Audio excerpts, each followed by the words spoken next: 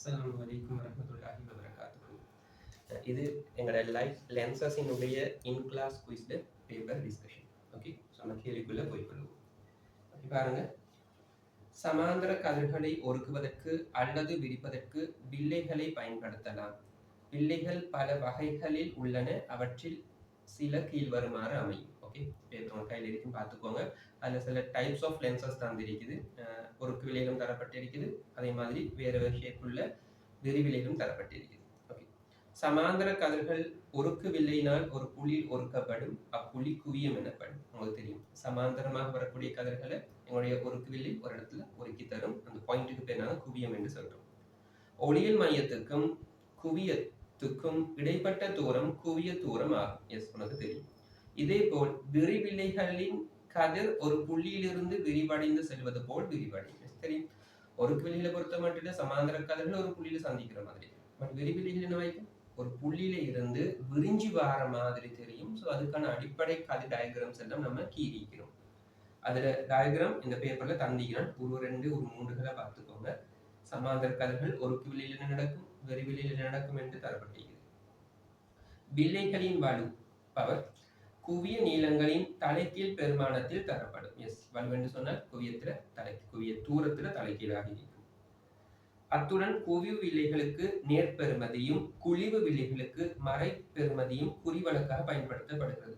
S, குவிய தூரங்களை பொறுத்த மட்டும் ஒருக்கு வில்லைகளுக்கு நாங்க மைனஸ் கொடுப்போம், விரைவிலைகளுக்கு பிளஸ் கொடுப்போம். அந்த ரீசன்ஸ் ஏனென்றும் கதை செய்யும். பவரை பொறுத்த மட்டும் நம்ம இந்த இன்டர்நேஷனல் வைடாக எப்படி ஃபாலோ பண்றோம் என்றால், ஒருக்கு வில்லைக்கு பவர் நாங்க பிளஸ் கொடுக்கணும், விரிவில்லைக்கு பவர் நாங்க மைனஸ் என்று கொடுக்கணும். ஓகே, தேவையான குவிய நீளங்களை பெற்றுக்கொள்வதற்காக வில்லைகளின் சேர்மானம் பயன்படுத்தப்படுகிறது.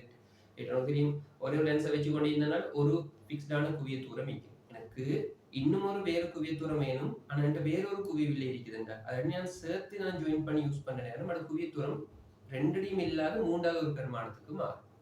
அப்ப இந்த மாதிரி நம்ம பொதுவாக சேர்மான வில்லையில பாவிச்சு என்ன செய்வோம் என்றால், வேறு வேறு குவிய நீளங்களை அரேஞ்ச் பண்ணி கொள்வோம். அது ரெண்டு வில்லைகளும் சேம் டைப்பாகத்தான் நீக்கணும் அப்படின்னு மாற்றி நாங்கள் கனெக்ட் பண்ணி கூட எடுக்கலாம். பட் ரெண்டு தான் யூஸ் பண்ணணும் தேவையில்லை. ரெண்டுக்கு மேற்பட்ட வில்லைகளை நாங்கள் கனெக்ட் பண்ணி வேறு வேறு குவிய நீளமுடைய வில்லைகளை பெற்றுக்கொள்ளலாம் என்றதும் உங்களுக்கு தெரியும்.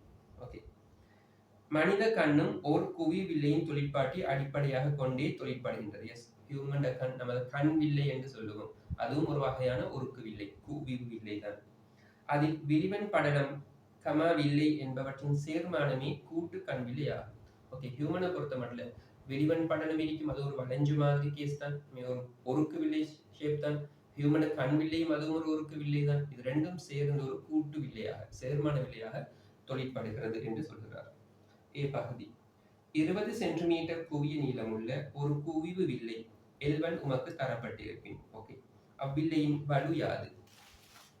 ஓகே, எப்படியா எனக்கிட்ட ஒரு லென்ஸ் தரப்படுகிறது. இதுக்கு பெயர் L1. இவனுடைய குவிய நீளம் 20 சென்டிமீட்டர். கேட்கிறான், இவட பவர் என்ன என்று கேட்கிறான். உங்களுக்கு தெரியும், பவருக்கான ஃபார்முலா. பவர் என்பது குவிய நீளத்தில் தலைக்கு. இந்த ஃபார்முலா நீங்க எப்படி பண்றீங்களா இருந்தால் நான் சொல்லி தந்திருக்கேன். இது மீட்டர்ல சொல்லியிருக்கேன். சென்டிமீட்டர்ல சொல்லியிருந்தால் நீ இந்த ஃபார்முலா அப்ளை பண்ணுன்னு சொல்லியிருக்கேன். ஓகே, அப்ப நான் 100 எஃப்க்கு பதிலாக 20 பெருச்சா 5 அலகு டயோப்டர்ஸ். மறந்துடாதீங்க, கட்டாயம் பவர் பிளஸ் ஆக இருந்தாலும் பிளஸ் போடணும், மைனஸ் ஆக இருந்தால் அது தெரியும் மைனஸ் போடவே. ஓகே, ஸோ பிளஸ் என்று சொல்லி நீங்க ஸ்கிப் பண்ணிட்டு போக இல்லாது, போட்டாலும் போடாட்டி பிளஸ் தானே. பவருக்கு நீங்க பிளஸ் கட்டாயம் கொடுத்தே ஆகணும். அதுக்கு எக்ஸ்ட்ரா மார்க்ஸ் இருக்கும். சரி, அப்ப பிளஸ் 5 டயோப்டர்ஸ். இரண்டாவது, அவ்வில்லைக்கு முன்னால் 30 சென்டிமீட்டரில் பொருளொன்றை வைக்கும் போது பிம்பத்தின் நிலையை துணிந்து உருப்பெருக்கத்தை காணுங்க. பிம்பத்தின் நிலையை துணிந்துனால் கதிர்படங்க கீழ் டைம் வேஸ்ட் பண்றல, பிம்ப தூரத்தை காணுங்க. தென் அதுக்கு பின்னாடி என்ன செய்யணும், உருப்பெருக்கத்தை காணணும். அப்ப இந்த லென்ஸுக்கு நான் கவனிச்சுக்கோங்க. லென்ஸ் தான் இருக்குது, குவிய நீளம் 20 சென்டிமீட்டர். அப்ப இதுதான் F எடுத்துக்கொள்றேன். Point F. இந்த இடத்துல பிம்பம் வைக்கப்பட்டிருக்கிறது. ஓகே, ஆப்ஜெக்ட் வைக்கப்பட்டிருக்கிறது, பொருள் வைக்கப்பட்டிருக்கிறது. அப்ப குறிவழக்குப்படி இங்கிட்டு பிளஸ் இங்கிட்டு மைனஸ். பிம்பம் F, பொருள் Fக்கு வெளியே இருக்கிறதால இங்கால எங்கேயோ தான் மெய்பிம்பம் ஒன்று உருவாகும். இவட உயரம் எச்சுன்னு வச்சுக்கொண்டால் இவட இதற்கு எச்சுன்னு வச்சுக்கொள்றேன். மெய்பிம்பம் ஒன்று உருவாகுது. அந்த தூரம் v என்று வச்சுக்கொள்ளும். அந்த v காணணும்.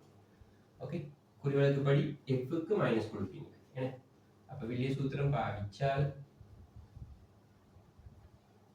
1/v காணணும். குறிவழக்கு போட வேணும். மைனஸ் என்று தெரிஞ்சாலும் போட வேணும்.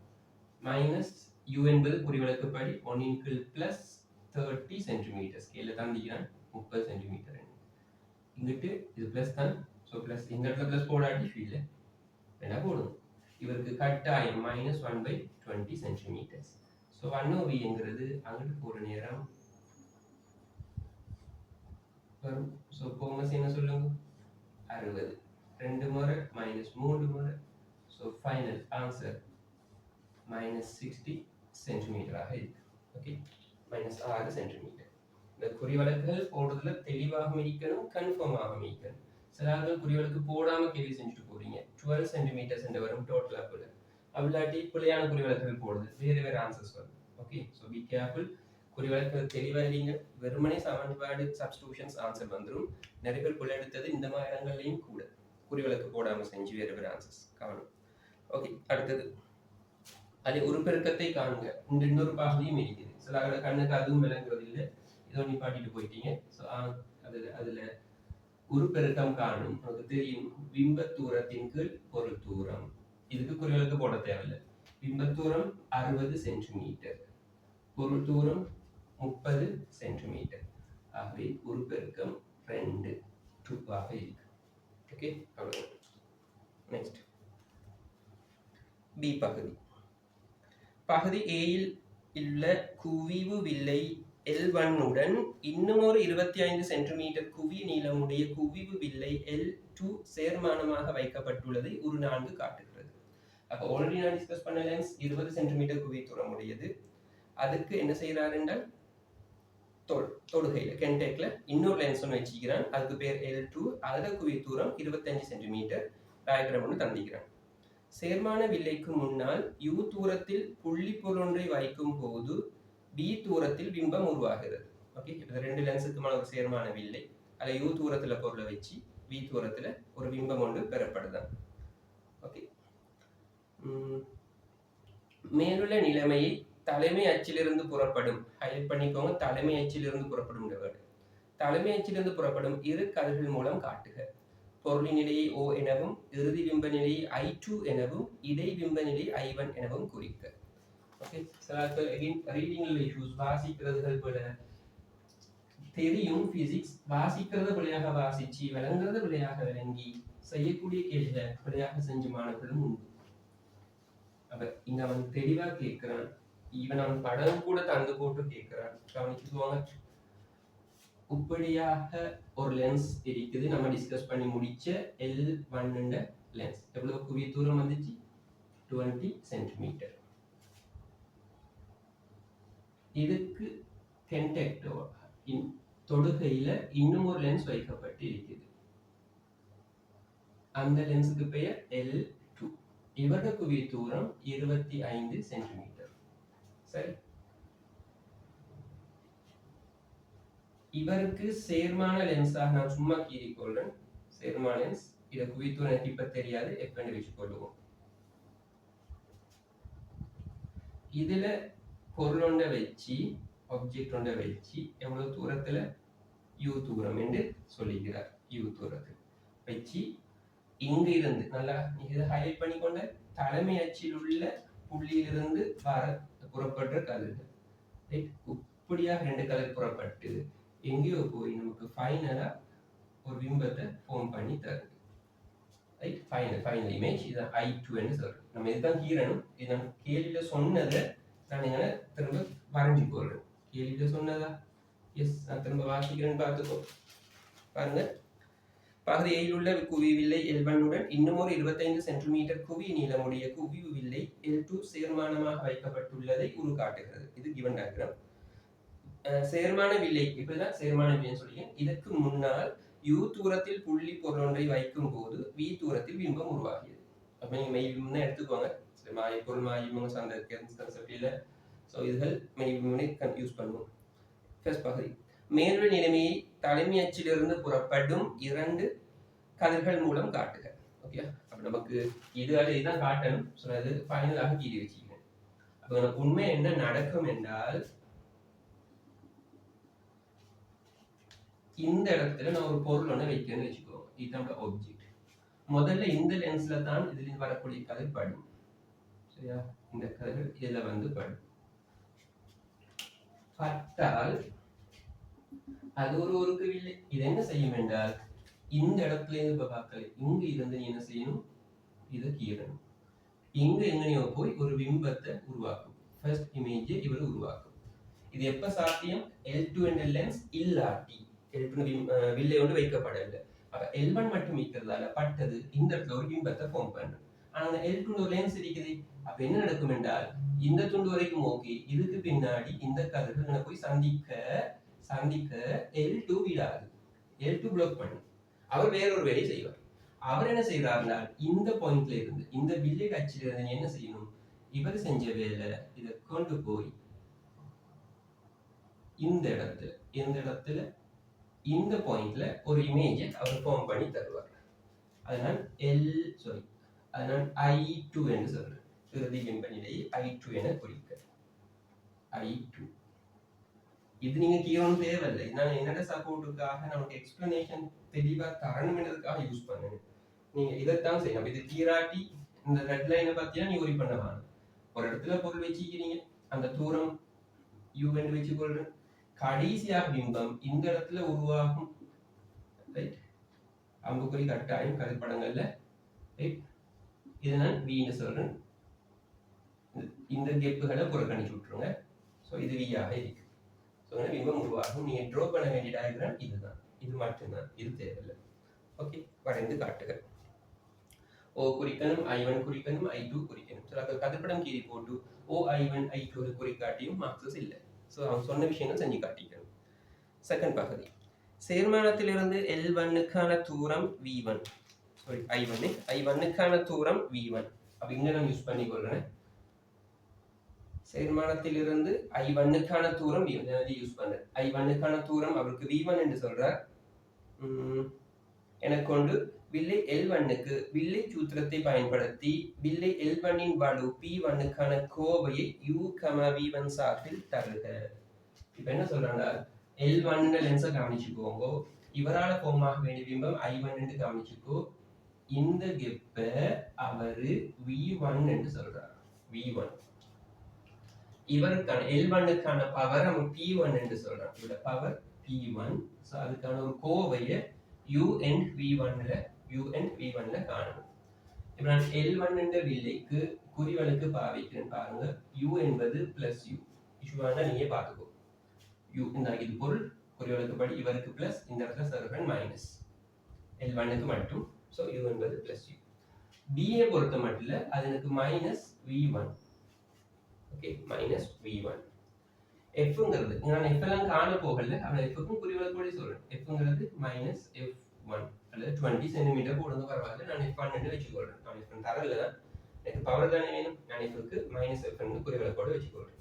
இப்போ வில்லி சூத்திரம் பாவிச்சால் இவருக்கு 1/v minus 1/u equals 1/f.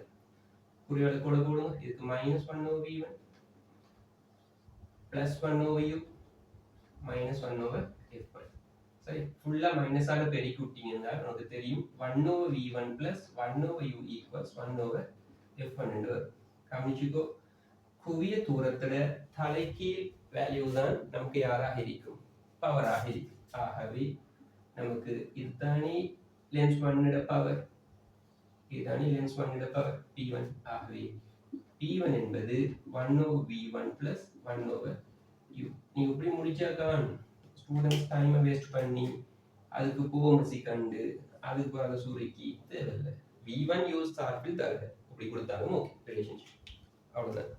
Third பகுதிக்கு வந்தீங்கன்னா, வில்லை L2க்கான வில்லை சூத்திரத்தை பயன்படுத்தி அதன் வலு P2க்கான கோவையை V1, V சார்பில் தருக. V1, V சார்பில் தருக.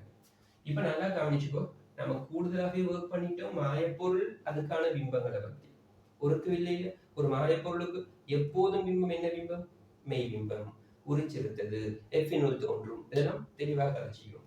இப்ப L2 லென்ஸை பொறுத்த மட்டும் இவருக்கான குறி வழக்கு படிப்பவா இங்கிட்டு பக்கம் பிளஸ் இங்கிட்டு பக்கம் மைனஸ் தான். L2க்கு மட்டும் கதையில இங்கிட்டு பக்கம் பிளஸ் அங்கிட்டு பக்கம் மைனஸ். அப்ப நான் லென்ஸ் L2க்கு டேட்டாஸ் அரேஞ்ச் பண்றேன். யூங்கிறது யாரு சொல்லுங்க? ஐ மீன் பொருள் தூரம் யாரு? நல்லா கவனிச்சுக்கோ. இந்த I1 என்று சொல்ல வாரது L1 என்ற லென்ஸுக்கு L1 என்ற லென்ஸுக்கு இமேஜ். ஆனால் L2 லென்ஸுக்கு I1ங்கிறது ஒரு மாய பொருள். இது ஒரு மாய பொருள் யாருக்கு? லென்ஸ் L2க்கு. அப்ப பொருள் தூரம்ங்கிறது இங்க குறிவழக்குப்படி மைனஸ் என்ன வரும் சொல்லுங்க? V1 minus V1. பிம்பத்தூரம் Vங்கிறது அதுவும் மைனஸ் V. மைனஸ் பக்கம் இந்த இது பிம்பத்தூரம் V. குவிய தூரம் நமக்கு தெரியல. நான் வந்து F2 என்று வச்சுக்கொள்ளும். அதுவும் ஒருக்கு வில்லை என்பதாக மைனஸ். அப்ப திரும்ப இவருக்கு வில்லை சூத்திரம் பாவிக்கும். 1 over V minus 1 over U equals 1 over F plus 1 over V க்கு பதில் என்ன போடுவீங்க? Minus 1 over V minus 1 over U க்கு பதில் என்ன போடுவீங்க? Minus V1. V கேபிள் இந்த மைனஸ் போடுறது. அதை மிஸ் பண்ணினா போயிடும். Minus 1 over F2. இதெல்லாம் அரேஞ்ச் பண்ணி பிளஸ்ஸா போயிடும் பாருங்க. Minus 1 over V plus 1 over V1 equals minus 1 over F2. இந்த மைனஸால ஃபுல்லா பெருக்கி விட்டுறேன். சரி, ஃபுல்லா மைனஸால பெருக்கி விட்டால் எனக்கு 1 over V minus 1 over V1 சமன் 1 over F2 என்று வரும். செக் பண்ணிக்கோங்க. இந்த ஃபார்முலாவை நான் ஃபுல்லா மைனஸால பெருக்கிறேன். அப்ப இது பிளஸ், இது மைனஸ், அது பிளஸ். இதுதான் இப்ப வேண்ட பவர் ஆஃப் லென்ஸ் 2. இதுவன் P2 என்று வச்சுக்கிறேன். ஆக எனக்கு P2 ட ஃபார்முலா என்ன வரும்? 1 over V minus 1 over V1. கூடும் கொடுத்தால் காணும். தேவையில்லா வேலைகள் பார்க்காமல் கோமசியல் கண்டனா சுருக்க தேவையில்லை. அவ்வளவுதான். ஓகே, லேசான கேள்வி. தெளிவான தியரிஸ் இருந்தால் நீ அழகா ஆன்சர் பண்ணக்கூடிய பேப்பர். நெக்ஸ்ட், மூணாவது, வில்லை L2க்கு வில்லை சூத்திரத்தை பயன்படுது. முடிச்சிட்டேன். P2 கணக்குவை. ஃபோர்த் பார்ட், சேர்மான வில்லைக்கு வில்லை சூத்திரத்தை பிரயோகித்து அதன் வலு P-க்கான கோவை U, V சார்பில் காண்க. சேர்மான வில்லைங்க இந்த. அப்ப இப்ப இந்த படம் தேவைப்படும். நீங்க கீராமனும் செய்யலாம். எனக்கு கீரை சொல்லல, அதுக்கான மார்க்ஸ் அலோகேஷன்ஸ் இல்லை. நீங்க கீராமனும் செய்யலாம். பட் கீறது உனக்கு இன்னும் confident ஆகிடு.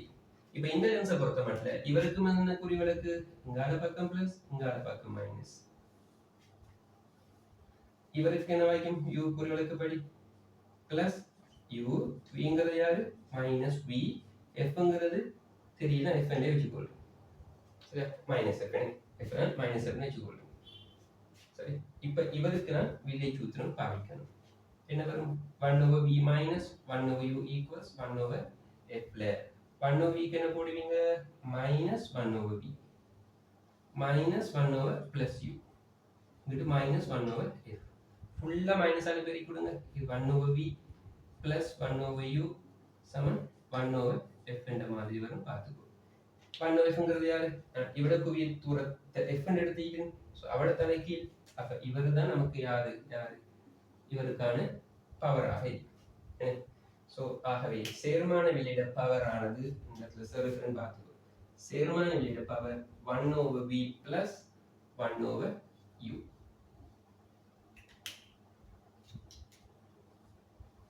Okay, 1 over V plus 1 over U. இதுதான் சேர்மான வில்லையிட குவிய வலு பவராக இருக்கும். அஞ்சாவது பகுதி, பகுதிகள் B1, B2, B3. இது B1 இட ரிசல்ட், இது B2 இட ரிசல்ட், இது B3 இட ரிசல்ட். இருந்து சேர்மான விலையின் வலு P சமன். அப்ப இந்த P என்பது P1 plus P2 என காட்டுக. ஓகே, என காட்டுக. அப்ப என்ன செய்வோம்? நான் பாக்ஸ் பண்ணி இந்த ஃபார்முலாஸை வச்சுக்கொண்டு மிச்சத்தை அடிக்கிறேன்.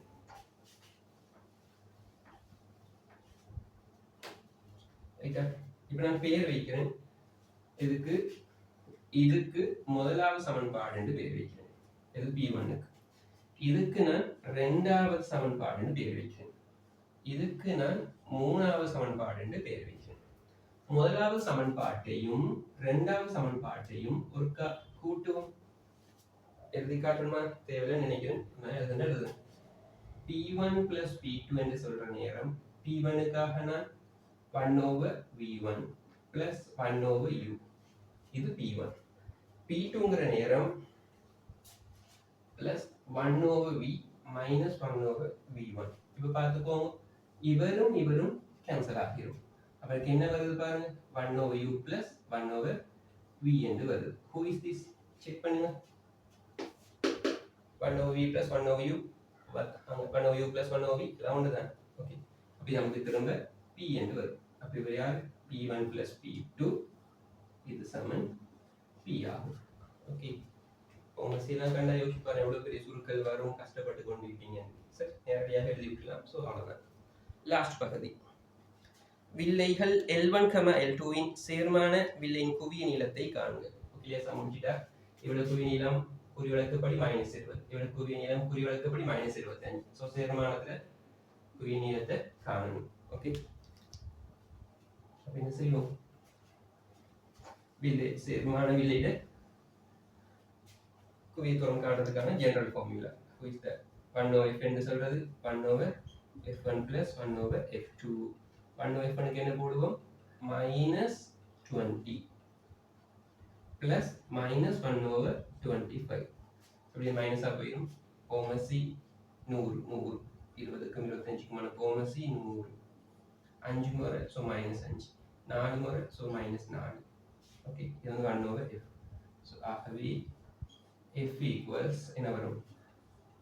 -100 இன் கீழ் 9 பிரிச்சு பாருங்க, -11.12 மாதிரி போயிட்டு சென்டிமீட்டர்ஸ். -11.11 சென்டிமீட்டர்ஸ். உண்மையாக சொல்ல போனால் இந்த பகுதியில் பிள்ளையா செஞ்சிருந்தா கூட ஸ்டூடெண்ட்ஸ் உனக்கு இந்த லாஸ்ட் பகுதி செய்யலாம். ஏன்னா ஒரு எம்சிக்யூ லெவலான ஒரு பகுதி எனக்கு சரிங்க. நார்மலாகவே சமன்பாடை போட்டால் இது ஆன்சர் எடுத்துக்கீங்க. Okay, right. ஸோ இதோட இன் கிளாஸ் குயிஸ் லைட் லென்சஸ்னுடைய பேப்பர் டிஸ்கஷன்ஸ். ஸோ அதுக்கான டிஸ்கஷன் தரப்பட்டிருக்குது. பேப்பர்ஸ் உனக்கு கையில் இருக்கும். டவுட் எதுவும் இருந்தால் எனக்கு நீங்கள் மெசேஜ் பண்ணி டவுட்டில் கிளியர் பண்ணிக்கோங்க. மார்க்ஸ் எலோகேஷன்ஸ் இதெல்லாம் சொல்லி தரல. சரியா, நம்ம கேள்வி மட்டும் டிஸ்கஸ் பண்ணணும். ஸோ மார்க்ஸ் எப்படி கொடுக்கும்னு இந்த சீரீஸில் டிஸ்கஸ் பண்ணல. வேணுமென்றால் அடுத்தடுத்த சீரீஸ்ல மார்க்ஸ் எலோகேஷன்ஸ் ஒவ்வொரு பகுதிக்கும் எப்படியான மார்க்ஸ் கொடுக்கணுங்கிறதையும் அடுத்த சீரீஸ்ல வேண்டாம் செஞ்சு தரேன். ஓகே, ஜஸாக்குமுல்லாஹ், சந்திப்போம். அஸ்ஸலாமு அலைக்கும்.